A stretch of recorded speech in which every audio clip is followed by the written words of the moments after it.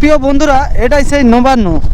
আর নবান্নর কাজ দিয়ে এই মুহূর্তে একদম আপনাদেরকে দেখাচ্ছি কোলাঘাট থেকে শ্যাম ভাই সরাসরি।